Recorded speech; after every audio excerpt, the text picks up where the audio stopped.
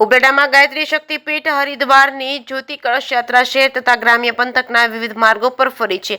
રાજકોટ જિલ્લાના ઉપલેટા શહેરમાં ગાયત્રી શક્તિપીઠ હરિદ્વારથી ગાયત્રી જ્યોતને 100 વર્ષ પૂર્ણ થવાની આરે હોય ત્યારે ભારતભરમાં ભ્રમણ માટે નીકળેલી જ્યોતિ કળશ યાત્રાએ ઉપલેટા શહેરમાં આવી પહોંચતા તેમનું ભવ્ય સ્વાગત કરવામાં આવ્યું છે।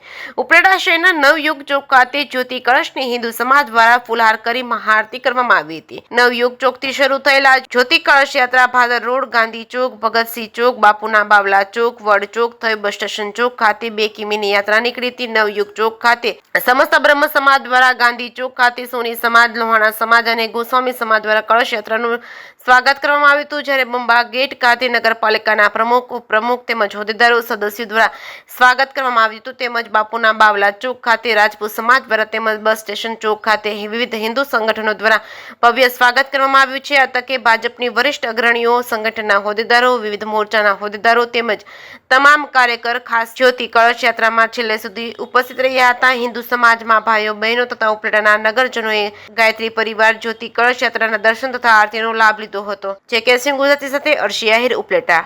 જય માતાજી, જયેશ ત્રિવેદી, ઉપલેટા। અખિલ ભારતીય વિશ્વ ગાયત્રી પરિવાર દ્વારા એક મહાકલશ યાત્રાનું હરિદ્વારથી આયોજન થયું હતું।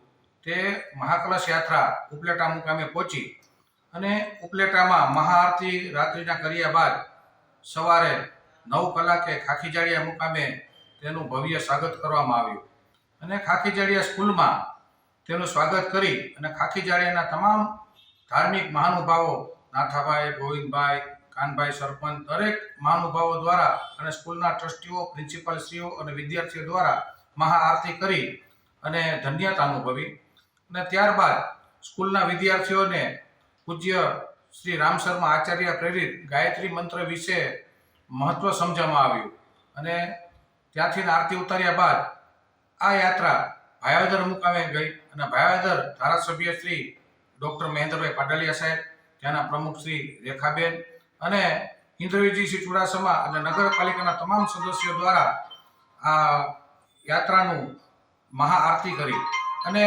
ગાયત્રી મંત્ર વિશે ત્યાં પણ સૂક્ષ્મ રીતે સમજાવવામાં આવ્યું અને શહેરમાં ગાયત્રી યાત્રા ફરી અને ધન્યતા અનુભવી અને